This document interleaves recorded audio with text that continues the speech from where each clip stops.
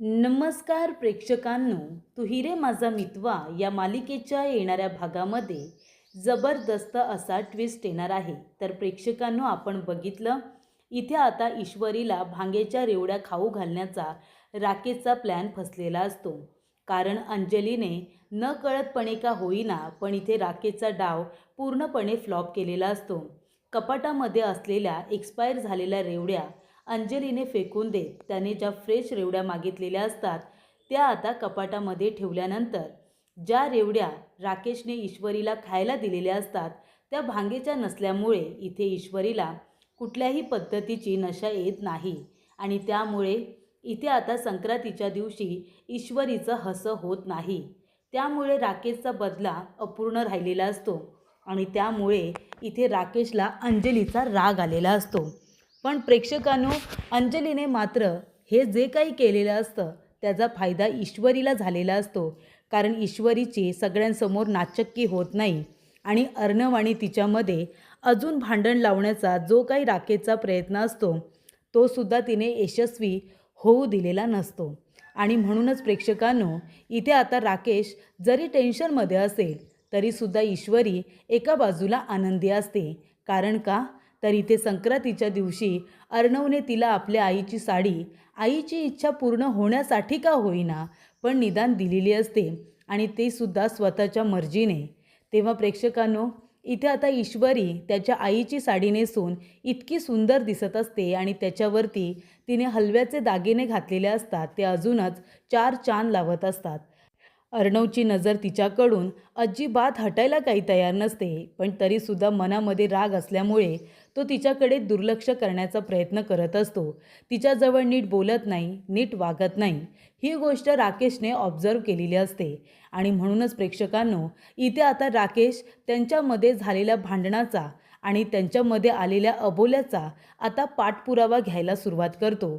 आणि त्यासाठी राकेश इथे वल्लरीला म्हणत असतो की मामी असं तुम्ही काय केलं आहे ज्यामुळे अर्णव आणि ईश्वरी दोघेजण एकमेकांची इतकी काळजी करत होते, एकमेकांची सतत बाजू घेत होते. अर्णव ईश्वरीवरती इतकं प्रेम करत होता ते मला त्या दोघांमध्ये काहीच दिसत नाही आहे. अर्णवच्या नजरेत मला फक्त आता ईश्वरीबद्दल राग दिसत असतो. हे कसं काय केलं तुम्ही? तर प्रेक्षकांनो, येणाऱ्या भागामध्ये इथे आता राकेश वल्लरीला विचारत असतो की तुम्ही अशी कुठली ठिणगी त्या दोघांमध्ये टाकली आहे ज्याच्यामुळे अर्णव आणि ईश्वरी दोघेजण एकमेकांबरोबर नीट वागत नाही. म्हणजे ईश्वरी तर वागते, ती सगळं काही अगदी व्यवस्थित करण्याचा प्रयत्न करते, पण अर्णव का बरं तिच्याशी पहिल्यासारखा वागत नाही आहे? अर्णवला इतका कसला राग आलाय?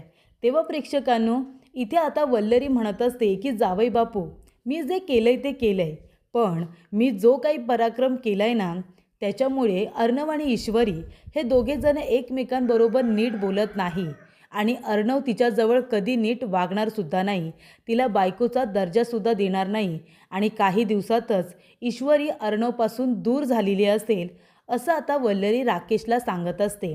त्या दोघांचा बोलतानाचा व्हिडिओ इथे आता ईश्वरीने मोबाईलमध्ये रेकॉर्ड केलेला असतो आणि तो पुरावा म्हणून अर्णवला दाखवलेला असतो. राकेश आणि वल्लरीचा बोलतानाचा व्हिडिओ इथे आता अर्णवने बघितल्यानंतर फोटो ठेवणारी व्यक्ती ही आता वल्लरी आहे ही गोष्ट ईश्वरीने अर्णवला सांगितलेली असते आणि तिच्या बोलण्यामुळे इथे बऱ्याच गोष्टी ईश्वरीच्या लक्षात आलेल्या असतात आणि त्यामुळे प्रेक्षकांनो, इथे आता ईश्वरी लवकरच सुप्रियाच्या अंगी लागलेला डाग ती आता पुसून काढणार असते आणि लवकरात लवकर सुप्रियाला निर्दोष सिद्ध करणार असते. त्यानंतर प्रेक्षकांनो, रूममध्ये सुप्रिया आणि रमाकांत काकाचे फोटो नक्की कुणी ठेवले हा प्रश्न ईश्वरीला पडला होता आणि त्या प्रश्नाचं उत्तर ईश्वरीला मिळालेलं असतं. तर रूममध्ये फोटो ठेवणारी व्यक्ती वल्लरी असल्याचं ईश्वरीला समजताच तिने आता वल्लरीच्या चांगल्या मुसक्या आवळलेल्या असतात, तिला चांगलाच धडा शिकवलेला असतो. कारण तिच्यामुळे तीन आयुष्य त्यावेळेला उद्ध्वस्त झालेले असतात आणि एक अख्खं कुटुंब उद्ध्वस्त झालेलं असतं. इथे आता ईश्वरीला त्या गोष्टीचा राग येतो आणि या सगळ्याच्या मागे अर्णव सरांच्या आईच्या आत्महत्येच्या मागे वल्लरी आहे हे जेव्हा ईश्वरीला समजतं तेव्हा ईश्वरीने वल्लरीला चांगलेच आता खडेबोल सुनावलेले असतात. तर प्रेक्षकांनो, येणाऱ्या भागामध्ये कशा पद्धतीने या गोष्टी पुढे घडत जातात आपण सविस्तरपणे बघूया. तर प्रेक्षकांनो, आपण बघितलं इथे आता ईश्वरी अर्णवला मनवण्याचा प्रयत्न करत असते, त्याचा राग घालवण्याचा प्रयत्न करते. आता इथे अर्णव अजिबात तिचं काही ऐकून घ्यायला तयार नसतो. तेव्हा प्रेक्षकांनो, ईश्वरी आता अर्णवला म्हणत असते की सर, थँक्यू सो मच, तुम्ही मला आईंची साडी नेसायला दिलीत. तेव्हा अर्णव म्हणतो, माझ्या आईची इच्छा होती म्हणून मी तुला ही साडी नेसायला दिली. मी माझ्या मर्जीने काहीसुद्धा केलेलं नाही आहे. तेव्हा ईश्वरी म्हणते, सर काही का असेना तुम्ही मला आईंची साडी नेसायला दिलीत ना, हे सगळ्यात जास्त महत्त्वाचं आहे. म्हणजे तुम्हाला एका गोष्टीची तर खात्री पटली ना सर, की आईंचा आमच्यावरती राग नाही आहे. आईंना नाही वाटत की आम्ही दोषी आहोत म्हणून. त्यांना सत्य काय आहे ना ते बरोबर माहिती असेल. तुम्ही मला आणि माझ्या आईला चुकीचं समजताय. पण एक गोष्ट लक्षात ठेवा अर्णव सर, मी लवकरच हे सुद्धा सिद्ध करून दाखवेन की तुम्ही विनाकारण माझ्यावरती आणि आईवरती रागवलात. कारण आम्ही तसं काही केलेलं नाही आहे जसं तुम्हाला वाटतंय, आणि ते लवकरच तुमच्या समोर देखील येईल. तेव्हा प्रेक्षकांनो, इथे आता अर्णव म्हणत असतो की ईश्वरी जे काही बोलते तिच्या बोलण्यात तथ्य तर आहे.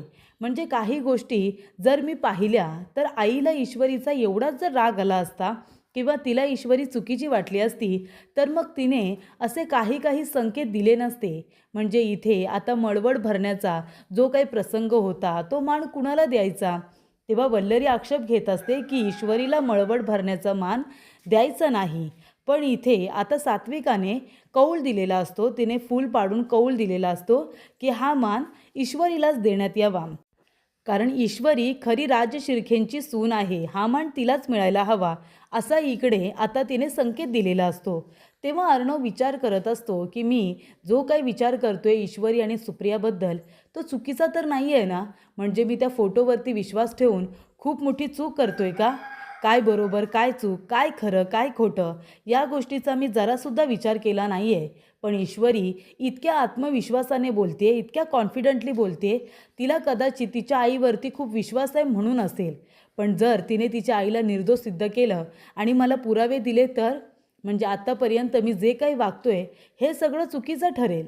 म्हणून मलासुद्धा ईश्वरीचं बोलणं आणि सुप्रिया काकूंचं बोलणं एकदा ऐकून घ्यायला हवं होतं, असा विचार अर्णवच्याही मनामध्ये आलेला असतो. त्यानंतर प्रेक्षकांनो, इथे आता राकेश भयंकर चिडलेला असतो की अंजली म्हणते, अहो तो रेवड्यांचा बॉक्स एक्सपायर झाला होता ना, तो मी टाकून दिला आणि त्या जागी तुम्ही जो नवीन बॉक्स आणला होतात ना तो ठेवला होता. तेव्हा इथे राकेशला कळतं की म्हणूनच ईश्वरीला भांग चढली नाही, कारण भांग मिक्स केलेल्या रेवड्या तिने फेकून दिलेल्या असतात. तेव्हा राकेश म्हणत असतो की हे सगळं माझ्या बायकोमुळे झाले. मूर्ख बायको, तिने का त्या रेवड्या टाकून दिल्या? आज ईश्वरीची सगळ्यांसमोर चांगली बदनामी झाली असती, नाचक्की झाली असती आणि अर्णवने तिला रागाने घरातून बाहेरसुद्धा काढून टाकलं असतं. पण या दोघांमध्ये एवढं बिनसलंय तरी काय? याआधी तर अर्णवचं ईश्वरीवरती खूप प्रेम होतं. तिला तो काहीसुद्धा होऊ द्यायचा नाही, सगळीकडे तिला प्रोटेक्ट करायचा. आणि हल्ली फक्त तिच्यावरती चिडत असतो, रागवत असतो, तिला ब्लेम करत असतो, उपाशी ठेवतो. हे सगळं अर्णव का करतोय? म्हणजे एवढं काय केले मामीने की या दोघांमध्ये इतका दुरावा आलाय? आणि ईश्वरीचं त्याच्यावरती अजून प्रेम आहे. म्हणजे ईश्वरी त्याला कन्व्हिन्स करण्याचा, त्याला मनवण्याचा प्रयत्न करते. पण अर्णव इथे त्याचा राग सोडायला तयार नाही. एवढं काय घडलंय? अर्णवला कसला राग आलाय? मामींनी असं त्याला काय दाखवलं असेल ज्याच्यामुळे तो इतका चिडलाय? तेव्हा इथे आता वल्लरी आलेली असते. वल्लरी म्हणते, काय जावई बापू, झोप येत नाही आहे का? झोप का उडाली आहे तुमची? तेव्हा इथे राकेश म्हणत असतो की मामी, मला तुम्हाला काहीतरी विचारायचं आहे. तेव्हा वल्लरी म्हणते, विचारा ना जावई बापू, काय विचारायचं आहे? तेव्हा राकेश म्हणत असतो की मामी, अर्णव आणि ईश्वरीमध्ये जो काही गैरसमज झाला आहे किंवा जे काही भांडण झाले हे तुमच्यामुळे झाले असं तुम्ही म्हणालात. तुम्ही काहीतरी मोठी खेळी खेळले, काहीतरी नवीन डाव टाकलाय असं तुम्ही म्हणाला होतात. पण असं काय केलं काय तुम्ही ज्याच्यामुळे अर्णव आणि ईश्वरीमध्ये दुरावा निर्माण झालाय? अर्णव ईश्वरीवरती रागवलाय कशामुळे? असं काय घडलंय? तेव्हा वल्लरी म्हणत असते की जावई बापू, मी तुम्हाला सांगणार नाही आहे की मी काय केले, कारण का जादूगार कधी आपली जादू सांगत नाही. पण मी अशी एक गोष्ट केली आहे ज्याच्यामुळे अर्णव ईश्वरीवरती खूप जास्त चिडलाय, अगदी इतका की तो तिला नजरेसमोर सुद्धा उभं करू शकत नाही आहे. ईश्वरी आता या घरामध्ये राहते फक्त अंजली आणि आजीसाठी.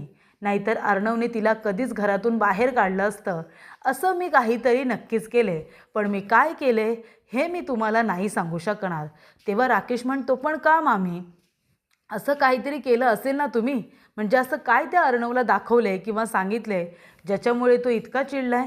तो तिच्याजवळ बोलायला सुद्धा तयार नाही आहे, तिने बनवलेलं खायला सुद्धा तयार नाही आहे.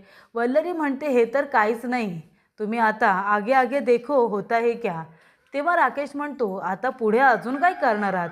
तेव्हा वल्लरी म्हणत असते, हे तर काहीच नाही, जोपर्यंत ती ईश्वरी या घरातून निघून जात नाही ना तोपर्यंत ही वल्लरी कारस्थानं करण्याची काही थांबणार नाही आहे. तेव्हा इथे राकेश म्हणतो, मामी नाही, पण डाव अगदी उत्तम खेळलात हा तुम्ही. त्या ईश्वरीला या घरातून बाहेर काढण्यासाठी सगळ्यात जवळचा तिचा सपोर्ट सिस्टीम असलेला अर्णव तो तिच्यापासून दूर केलात. आता ती बिचारी एकटी पडली हो. किती मनवण्याचा प्रयत्न करते पण अर्णव काही ऐकायलाच तयार नाही आहे, तो राग सोडायलाच तयार नाही आहे.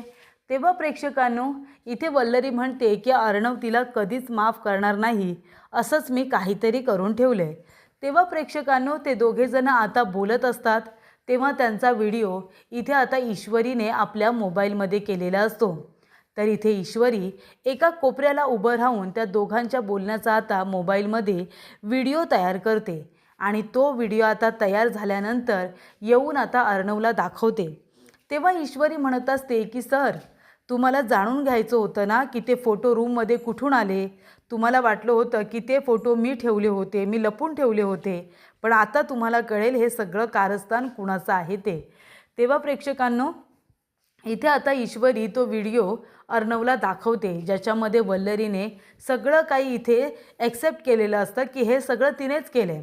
असं काहीतरी तिने केलं आहे अर्णव आणि ईश्वरीमध्ये भांडण होण्यासाठी, की अर्णव कधी ईश्वरीला माफ नाही करणार आणि ईश्वरीला या घरातून बाहेर काढेल. असं काहीतरी मी केलं आहे असं वल्लरी आता सगळं काही कन्फेस करत असते आणि तो व्हिडिओ आता ईश्वरीने तयार करून अर्णवला दाखवलेला असतो. तेव्हा ईश्वरी म्हणते, अर्णव सर, तुम्ही एका गोष्टीचा विचार केलात का? ते फोटो आपल्या रूममध्ये कुठून आले असा विचार केलात? राकेश आणि वल्लरी दोघेजणं बोलत होते की संदूक जेव्हा सापडत नव्हतं तेव्हा मामी वेड्यासारखी शोधत होती, कारण त्या संदूकमध्ये त्या फोटोच्या निगेटिव्ज होत्या आणि म्हणूनच मामींना तो संदूक हवा होता. ही गोष्ट नंतर माझ्या लक्षात आली. म्हणजे आपल्या रूममध्ये फोटो ठेवणारी वल्लरी मामी आहे, त्यांच्यामुळेच तर आपल्यामध्ये हे भांडण झालं ना. मग आता तुम्ही मला सांगा, जर फोटो ठेवणारी वल्लरी मामी आहे तर त्यावेळेला फोटो काढणारी सुद्धा वल्लरी मामीच असेल ना. त्यांनीच हा गैरसमज पसरवला असेल ना सगळीकडे. मग याचा विचार का केला जात नाही आहे सर? माझी आई निर्दोष आहे आणि मी हे लवकरच सिद्ध करेन. तुम्हाला आता मी एक डेमो दिला आहे की फोटो ठेवणारी वल्लरी मामी आहे, तेव्हा तिथे फोटो काढणारी सुद्धा वल्लरी मामीच असेल. तुमच्या आईने आत्महत्या माझ्या आईमुळे केलेली नाही आहे, तर वल्लरीमुळे केलेली आहे. कळते का तुम्हाला? एक गोष्ट ही तुम्ही लक्षात ठेवा. त्यानंतर प्रेक्षकांनो, ईश्वरी आता वल्लरीला भेटते आणि म्हणत असते, काल तुम्ही आणि राकेश तुम्ही दोघेजणं जे काही बोलत होता सगळं मोबाईलमध्ये रेकॉर्डेड आहे. तुम्हीच आमच्या रूममध्ये ते फोटोज ठेवलेत ना. मला कळलं आहे सगळं. म्हणजे फोटो ठेवणारी जर तुम्ही आहात तर फोटो काढणारी सुद्धा तुम्हीच असाल नाही का? माझ्या आईला, अर्णव सरांच्या आईवडिलांना बदनाम करण्यामध्ये तुमचा खूप मोठा हात आहे. अर्णव सर आता माझ्यावरती रागवले होते, पण तुमचा व्हिडिओ आहे ना हा, तुम्ही त्यांना दाखवला आणि त्यांना हे सुद्धा सांगितले की फोटो ठेवणारी वल्लरी मामी आहे, त्यावेळी फोटो काढणारी सुद्धा वल्लरी मामीच असेल. तेव्हा ते तुम्हाला कधी प्रश्न विचारतील, तुम्हाला काय शिक्षा देतील मला नाही माहीत. पण एक गोष्ट मात्र नक्की मी तुम्हाला सांगते, मी माझ्या आईला निर्दोष सिद्ध करण्यासाठी तुमचा हा जो खोटारडा चेहरा आहे ना तो आता सगळ्यांच्या समोर आणणार. तुमचा हा खोटा मुखवटा टराटरा फाडून टाकणार आणि माझ्या आईवरती लागलेला तुमच्यामुळे जो डाग आहे तो मी पुसून टाकणार. तिला निर्दोष सिद्ध करणार आणि गुन्हेगार तुम्ही आहात ना, कारण तुम्ही ते खोटे फोटोज छापून आणलेत आणि एक हसतं खेळतं कुटुंब तुमच्यामुळे उद्ध्वस्त झालं. 2 लहान मुलं ती अनाथ झाली फक्त तुमच्यामुळे. त्यामुळे आता एक गोष्ट लक्षात ठेवा, फोटो तुम्हीच काढले होते, हा सगळा डाव तुमचाच होता, कारण तुम्ही हे सगळं प्रॉपर्टीसाठी केले. हे सुद्धा मी पुराव्यानिश्चित लवकरच सिद्ध करणार आहे आणि ते सुद्धा अर्णव सरांच्या समोर. एक गोष्ट तर कळले, फोटो ठेवणाऱ्या तुम्ही आहात ना, म्हणजे त्यावेळी फोटो काढणाऱ्यासुद्धा तुम्हीच होतात. हे आता लवकरच पुरावे शोधून काढेन आणि मग हे सगळं जगासमोर आणेन, असं आता ईश्वरी वल्लरीला म्हणते. तिला चॅलेंजच करते की मी माझ्या आईवरती लागलेला हा बदनामीचा डाग पुसून काढणार आणि गुन्हेगाराला म्हणजे तुला शिक्षा देणार.